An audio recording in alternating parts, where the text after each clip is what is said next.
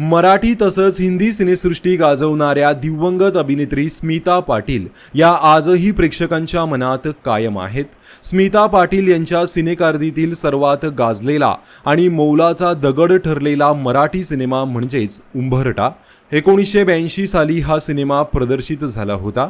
या सिनेमातील गाणी प्रचंड गाजली होती। सुन्या सुन्या महिफिलीत माझ्या हे गाणं आजही रसिकांच्या ओठांवर आहे। याच सिनेमात स्मिता पाटील यांच्या मुलीची भूमिका साकारलेल्या एका चिमुकलीची झलकही पाहायला मिळाली होती।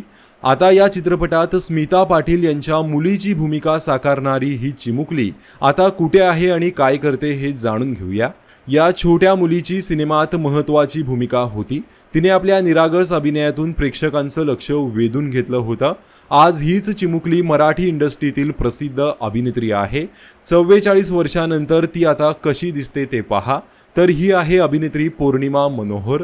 पौर्णिमाने राजवाडे अँड सन्स, तुझं माझं जमेना, चिंटू, तुंबाडचे खोत, पांडू अशा नाटक, चित्रपट आणि मालिकांमध्ये काम केलं आहे।